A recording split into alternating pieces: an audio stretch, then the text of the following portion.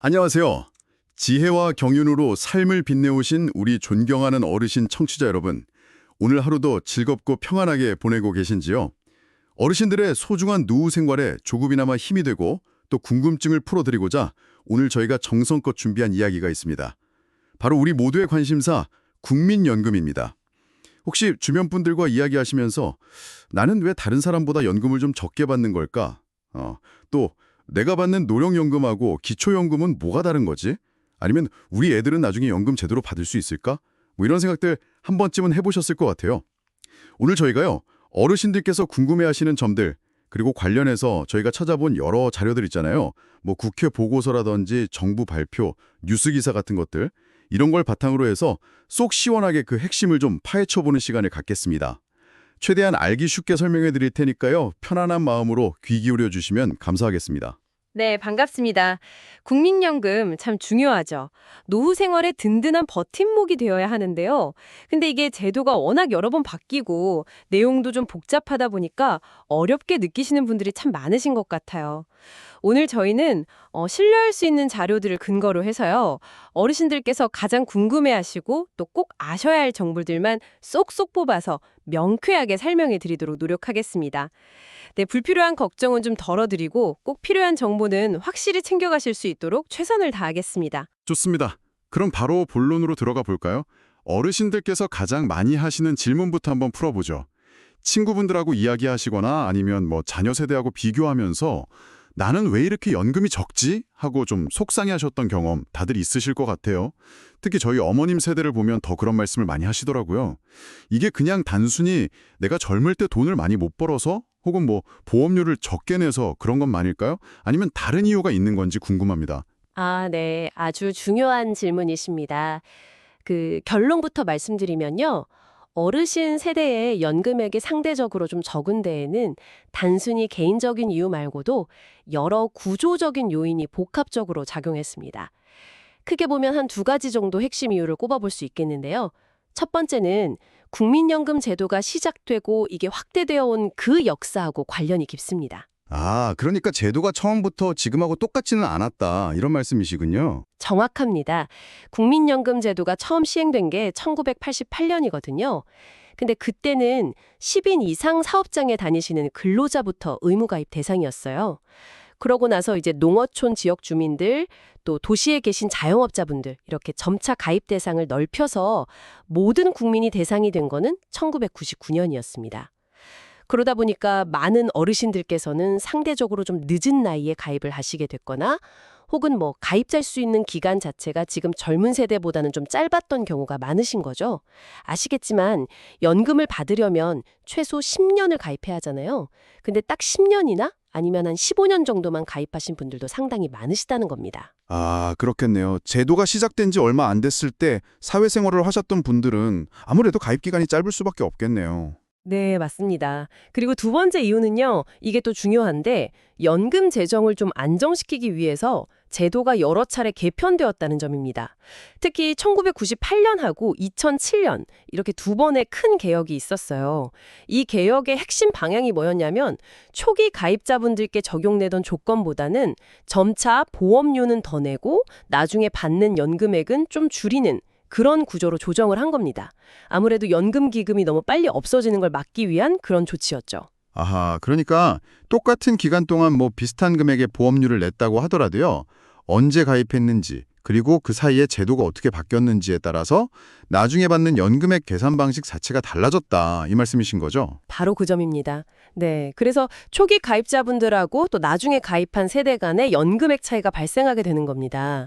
예를 들어서 뭐 정확한 액수는 개개인의 가입 이력에 따라 다 다르긴 합니다만 대략적인 경향을 보면요. 1950년대나 60년대에 태어나신 어르신 세대의 월 평균 노령연금 수령액은 한 40만 원에서 80만 원 정도인 경우가 많아요. 하지만 그 이후 세대, 예를 들어 1970년대나 80년대생 자녀 세대는 나중에 월 100만 원에서 150만 원 이상을 받을 걸로 예상이 되고요. 더 젊은 세대는 더 높게 예상되는 시기죠. 결국 가입 기간하고 제도 변화가 이런 차이를 만드는 주된 요인이라고 할 수 있습니다. 아, 이제 좀 명확해지는 것 같습니다. 결국 어르신 세대의 연금이 지금 기준으로 봤을 때 좀 적게 느껴지는 건 단순히 내가 적게 내서가 아니라 뭐랄까 제도에 가입할 수 있었던 시점 자체가 좀 늦었고 또 그동안 연금 재정을 위해서 여러 차례 제도가 변경되는 과정 속에서 나타난 결과다. 이렇게 이해하면 되겠군요. 이게 개인의 잘못이 아니라는 점을 꼭 기억하시면 좋겠습니다. 덜 수 있으니까요. 그런데 연금액 차이 이야기가 나온 김에요. 또 한 가지 좀 안타까운 현실을 짚고 넘어가야 할 것 같아요. 바로 같은 노령연금이라도 남성에 비해서 여성이 받는 금액이 현저히 적다는 문제인데요.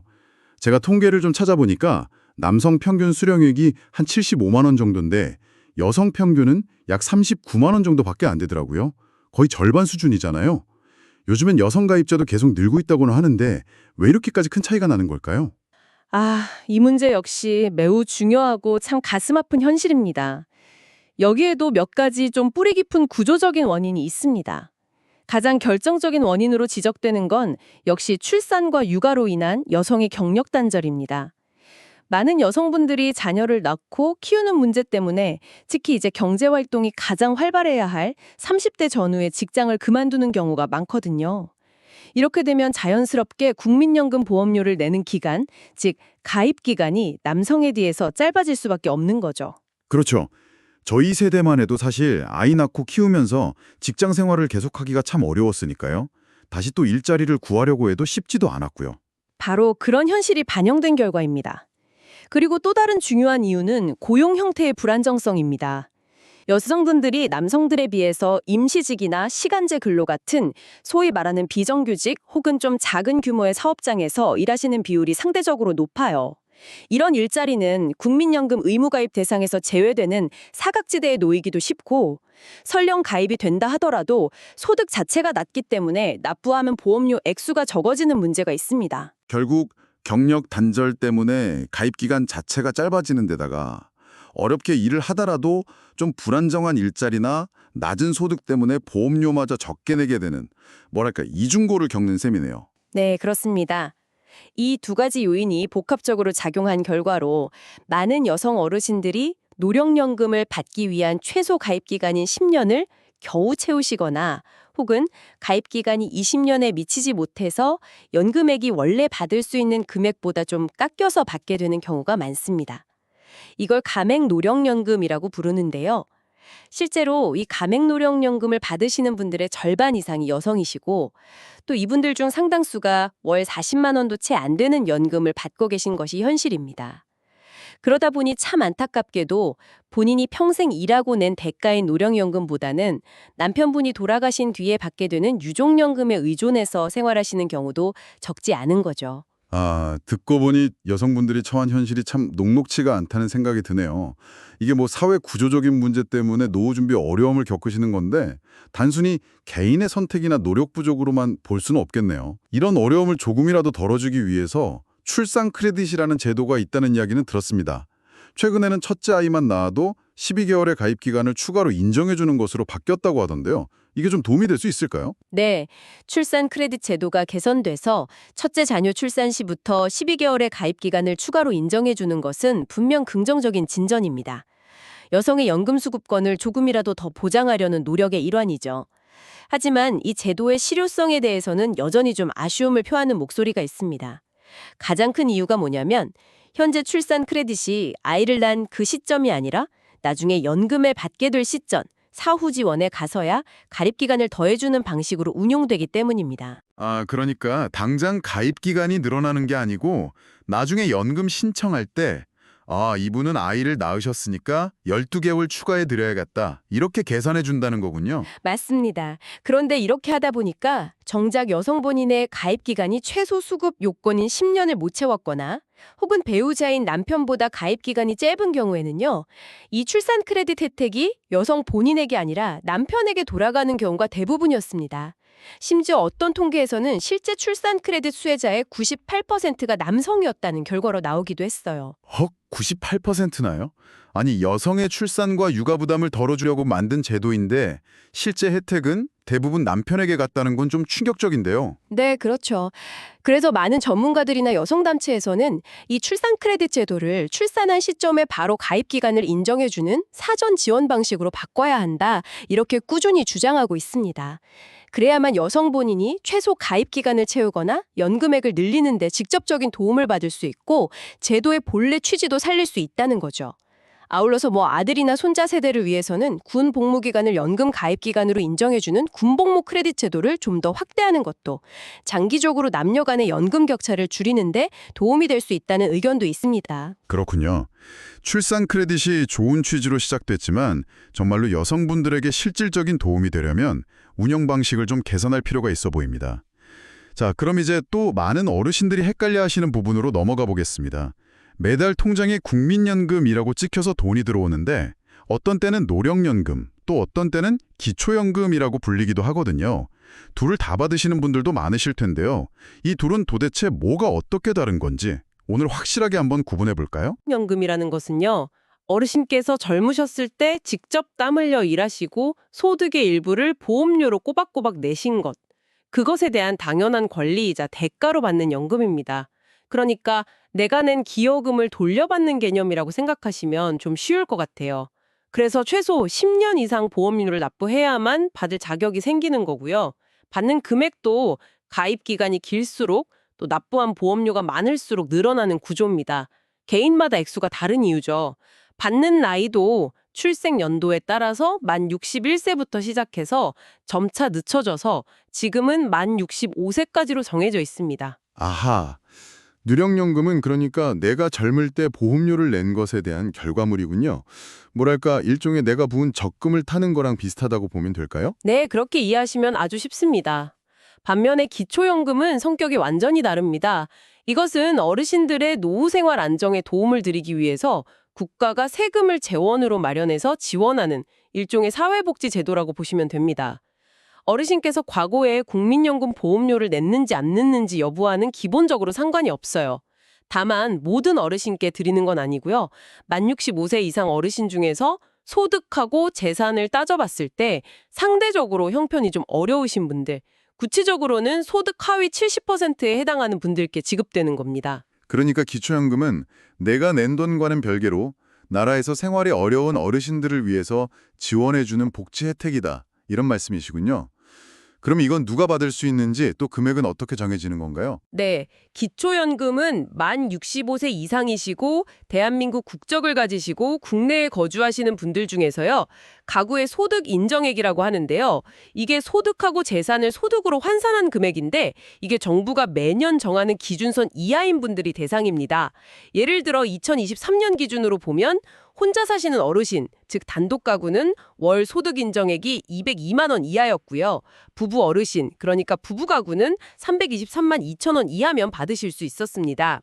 이 기준은 매년 조금씩 달라지고요. 금액 역시 매년 물가 상승률 같은 걸 반영해서 조정이 되는데요. 2023년에는 단독 가구는 최대 월 32만 3,180원, 부부 가구는 최대 월 51만 7,080원이었습니다. 물론 이게 최대 금액이고요. 개인의 소득 수준이나 아니면 국민연금 받으시는 액수 등에 따라서 일부 좀 감액될 수도 있습니다. 그리고 한 가지 더. 공무원연금, 사학연금, 군임연금, 별정우체국연금 같은 다른 직영연금을 받으시는 분이나 그 배우자분은 원칙적으로 기초연금 대상에서 제외됩니다. 이제 확실히 구분이 되는 것 같아요. 노령연금은 내가 기여한 만큼 받는 것, 그리고 기초연금은 국가가 좀 형편이 어려운 어르신들을 위해서 지원해주는 것. 이렇게 기억하면 되겠군요. 아유, 명쾌한 설명 감사합니다. 네, 맞습니다. 그렇게 정리하시면 혼동이 없으실 겁니다. 자, 이제 아마 오늘 이야기 중에서 가장 많은 분들이 걱정하시고 또 궁금해하실 주제로 넘어가 봐야 할 것 같습니다. 바로 우리 자녀들이나 손지들 세대에 관한 이야기인데요. 요즘 젊은 사람들 만나보면 아이고, 우리가 나중에 나이 들면 국민연금 기금이 다 고갈돼서 한 푼도 못 받는 거 아니에요? 이런 불안감을 토로하는 경우가 참 많습니다. 실제로 얼마 전에도 연금 제도를 어떻게 고쳐야 하냐, 이걸 두고 사회적으로 큰 논란이 있기도 했고요. 정말 우리 아이들, 손주들은 나중에 연금을 못 받게 될 수도 있는 걸까요? 이 부분 정말 걱정이 많이 됩니다. 네, 미래 세대의 연금 수급 문제에 대한 걱정 충분히 이해가 됩니다. 이 부분에 대해서는 객관적인 사실하고 또 여러 전문가들의 분석을 바탕으로 좀 차분하게 설명을 드리겠습니다. 우선 국민연금 기금이 언젠가는 소진될 수 있다. 이런 우려 자체는 사실에 기반하고 있습니다. 잘 아시다시피 우리 사회가 아이는 적게 낳고 저출산, 또 의학이 발달해서 평균 수명은 계속 늘어나는 고령화, 추세가 아주 빠르게 진행되고 있잖아요. 연금제도는 기본적으로 일하는 젊은 세대가 된 보험료로 현재 은퇴하신 노인 세대에게 연금을 지급하는 방식, 이걸 부가 방식이라고 하는데요. 이런 성격도 일부 가지고 있습니다. 그런데 보험료를 낼 사람은 줄어들고 연금을 받아야 할 사람은 계속 늘어나니까 지금과 같은 구조가 계속된다면 언젠가는 쌓여둔 기금이 바닥날 수 있다는 계산이 나오는 거죠. 여러 연구기관의 예측에 따르면 현재 제도를 그대로 유지할 경우에는 대략 2055년에서 2060년 그 사이쯤에 기금이 소진될 수 있다는 전망이 나오고 있습니다. 물론 이 시점은 앞으로 출산율이 어떻게 되느냐, 경제 성장률이 어떠냐 이런 여러 변수에 따라 달라질 수는 있습니다. 아, 기금이 줄어들 수 있다는 예측 자체는 맞는 이야기군요. 그래서 얼마 전에 보험료를 더 내도록 제도를 좀 바꾸려는 움직임이 있었던 거고요. 그렇습니다. 바로 그런 재정 불안정 문제를 해결하고 제도의 지속 가능성을 높이기 위해서 최근 2025년 국회에서 연금 개혁 논의가 있었고 일부 법 개정이 이루어졌습니다. 핵심 내용을 보면 크게 두 가지인데요. 첫째는 보험료를 내는 비율, 즉 보험료율을 현재 소득의 9%에서 장기적으로 13%까지 단계적으로 올리는 것입니다. 그리고 둘째는 나중에 연금으로 돌려받는 비율, 그러니까 소득 대체율도 현재 한 40% 수준에서 약간 예를 들어 43%나 45% 정도로 인상하는 내용을 담고 있습니다. 그러니까 더 내고 조금 더 받는 구조로 바꿔서 재정 부담은 좀 나누고 노후 소득 보장 기능도 일부 강화하려는 그런 시도라고 볼 수 있습니다. 더 내고 조금 더 받는다. 그런데 이걸 두고 젊은 세대들 사이에서는 아니 결국 우리만 희생하는 거 아니냐. 윗세대는 혜택만 누리고 부담은 우리한테 다 떠넘긴다. 이런 불만하고 비판의 목소리가 크다고 들었습니다. 심지어 미래 세대 착취론 이런 좀 험한 말까지 나온다고 하던데요. 네, 그런 비판적인 시각이 존재하는 것이 사실입니다. 특히 젊은 세대 입장에서는 당장 보험료 부담이 늘어난다는 점 때문에 그런 반발감이 생길 수 있죠. 소위 후세대 착취론이나 독박 부담론 같은 주장도 이런 맥락에서 나온 것이고요. 하지만 전문가들은 이런 주장이 다소 좀 과장되었거나 현실을 정확히 반영하지 못하는 측면이 있다고 지적하기도 합니다. 어떤 점에서 그런가요? 젊은 세대의 우려도 사실 일리가 있어 보이는데요. 몇 가지 중요한 점을 좀 짚어봐야 하는데요. 우선 이번 개혁안에 포함된 소득 대체율 인상의 혜택은요. 오히려 앞으로 가입 기간이 많이 남아있는 젊은 세대가 훨씬 더 오랫동안 그리고 더 크게 누리게 됩니다. 즉, 보험료를 더 내는 만큼 나중에 받는 연금액도 늘어나는 효과가 있다는 것이죠. 그리고 둘째, 보험료율을 13%로 인상한다고 해도 이것이 미래 세대에게 일방적인 부담 전가는 아니라는 분석입니다.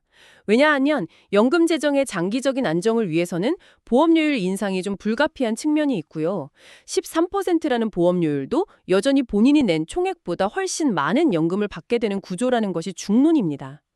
일부 연구에 따르면요. 현재의 소득 대체율을 유지하기 위한 적정한 보험료율, 이걸 수지 균형 보험료율이라고 하는데 이게 22% 이상으로 추산되기도 하거든요. 그러니까 13%도 여전히 미래 세대에게는 상당히 유리한 조건이다. 이렇게 해석할 수도 있는 겁니다. 13%를 내도 여전히 내는 것보다 받는 게 훨씬 많은 구조라고요? 그럼 지금의 재정 불안 문제는 도대체 왜 생긴 건가요? 젊은 세대가 너무 많이 받아서 그런 게 아니라면요. 현재 국민연금이 안고 있는 재정 문제의 근본 원인은요. 지금의 젊은 세대가 과도한 혜택을 받기 때문은 아닙니다. 오히려 제도를 처음 도입할 때 가입자를 늘리고 제도를 좀 빨리 안착시키기 위해서 상대적으로 적게 내고 많이 받는 구조로 설계되었던 점, 그리고 우리가 예상했던 것보다 훨씬 빠른 속도로 진행된 저출산, 고령화와 같은 급격한 인구 구조 변화, 이것이 가장 큰 원인으로 꼽힙니다. 또한 아까 저희가 이야기 나눴던 출산 크레딧이나 군복무 크레딧 같은 제도를 확대하는 것도 장기적으로는 젊은 세대의 연금 수급권을 강화하는 데 도움이 되는 요소들이고요. 따라서 지금의 상황을 단순히 세대 간의 갈등이나 미래 세대 착취 문제로만 보는 것은 문제의 본질을 좀 정확히 파악하지 못하는 것일 수 있습니다. 설명을 쭉 들어보니까 조금 안심이 되기도 합니다만 그래도 여전히 좀 불안한 마음이 되는 건 어쩔 수가 없네요. 만약에 정말로 기금이 고갈되면 국가는 어떻게든 책임을 지는 건가요? 국가가 지급을 보장한다는 말도 있던데요. 네, 그 점이 매우 중요합니다. 국민들의 불안감을 해소하고 연금 제도에 대한 신뢰를 높이기 위해서 최근 법 개정을 통해서 국가가 연금 급여를 안정적이고 지속적으로 지급하도록 필요한 시책을 수립 시행한다. 이런 취지의 내용을 법률에 명확하게 담았습니다. 이걸 보통 지급보장 명문화라고 하는데요. 이건 뭐냐면 설령 미래에 기금이 부족해지는 상황이 오더라도 국가가 세금을 투입한다든지 다른 방법을 통해서라도 약속된 연금을 반드시 지급하겠다는 의지를 법적으로 명확히 한 것입니다. 따라서 나라가 망하지 않는 한 국민연금은 반드시 받을 수 있다. 이렇게 생각하셔도 좋습니다. 법으로 지급을 보장한다니 그나마 정말 다행입니다. 하지만 그렇다고 문제가 다 해결된 건 아니겠죠, 아무래도. 맞습니다. 지급보장 명문화는 국민들의 신뢰를 회복하는 아주 중요한 조치이지만 이것만으로 재정 문제가 근본적으로 해결되는 것은 아닙니다. 장기적인 제도의 지속 가능성을 확보하기 위해서는 앞으로도 계속해서 사회적인 논의와 합의를 통한 추가적인 개혁 노력이 필요합니다. 예를 들자면 정부 재정을 어느 정도로 투입할 것인지, 또 연금을 받기 시작하는 나이, 수급 개시 연령이라고 하죠. 이걸 더 늦추어야 할지 아니면 기금 운용 수익률을 어떻게 더 높여야 할지 등등 풀어야 할 과제가 여전히 많습니다. 이건 어느 한 세대만의 문제가 아니라 우리 사회 전체가 함께 지혜를 모아서 풀어가야 할 숙제라고 할 수 있습니다. 네, 정말 복잡하고 어려운 문제인 것 같습니다. 당장 기금이 고갈되는 것은 아니고 법적으로 지급도 보장된다고 하니까 한시름 놓이기는 합니다만 그래도 우리 아이들과 손주들이 안심하고 노후를 맞이할 수 있도록 앞으로도 꾸준한 관심과 노력이 필요하다는 생각이 듭니다. 오늘 저희는 국민연금에 대해서 어르신들께서 평소 궁금해하셨을 만한 점들을 중심으로 좀 깊이 있게 이야기를 나눠보았습니다. 왜 사람마다 또 세대마다 그리고 성별마다 받는 연금액이 다른지 그 이유를 살펴봤고요. 또 노령연금과 기초연금은 어떻게 다른지도 확실히 구분해 보았습니다. 그리고 가장 큰 걱정거리인 미래 세대의 연금 수급 문제와 최근의 개혁 내용까지 짚어보았는데요. 내용이 조금 어렵게 느껴지셨을 수도 있겠습니다만 이렇게 제도를 정확히 이해하는 것이야말로 막연한 불안감을 떨치고 현명하게 노후를 준비하는 가장 확실한 첫걸음이 될 거라고 생각합니다. 맞습니다. 오늘 나눈 이야기들을 통해서 국민연금에 대한 이해가 조금이나마 깊어지셨기를 바랍니다. 여기서 한 걸음 더 나아가서요. 어르신들께서 앞으로 자녀분들, 손주분들과 함께 고민해 보시면 좋을 만한 질문을 하나 던져드리고 싶습니다. 오늘 우리가 살펴본 것처럼 공적연금 제도는 계속 변화하고 있고 또 그것만으로는 충분하지 않을 수도 있습니다. 그렇다면 우리 가족 안에서 부모님 세대와 자녀, 손주 세대가 서로의 상황을 이해하고 공감하면서 이 공적연금이라는 안전망 위에다가 각자의 상황에 맞는 개인적인 노후 준비, 예를 들면 개인연금이라든지 저축 같은 것들을 어떻게 조화롭게 쌓아갈 수 있을까요? 단순히 연금 개혁이라는 어떤 사회적 논의에만 기댈 것이 아니라 가족 단위에서 서로를 지지하면서 함께 미래를 준비하는 그런 지혜가 필요하지 않을까 이런 생각을 해봅니다. 네, 정말 중요한 마지막 질문인 것 같습니다. 서로의 처지를 이해하고 세대 간의 힘을 합쳐서 지혜롭게 미래를 준비하는 것. 그것이 어쩌면 가장 현실적인 해답일지도 모르겠네요. 오늘 저희가 정성껏 준비한 이야기가 어르신들의 국민연금에 대한 궁금증을 해소하고 또 노후 준비의 작은 보탬이라도 되었기를 진심으로 바랍니다. 오늘 정보가 유익하셨다면요. 주변의 친구분들이나 자녀분들께도 이 내용을 좀 알려주시면 좋겠습니다. 그리고 저희 채널 구독과 좋아요도 잊지 말고 꼭 눌러주시면 저희가 다음번에 더 유익하고 알찬 정보를 준비하는데 정말 큰 힘이 됩니다. 다음에도 어르신들의 삶에 꼭 필요한 알찬 정보로 다시 찾아뵙겠습니다. 부디 늘 건강하시고 매일매일 웃음 가득한 하루 보내시길 바랍니다. 감사합니다. 좋았다면 구독, 좋아요 눌러주세요.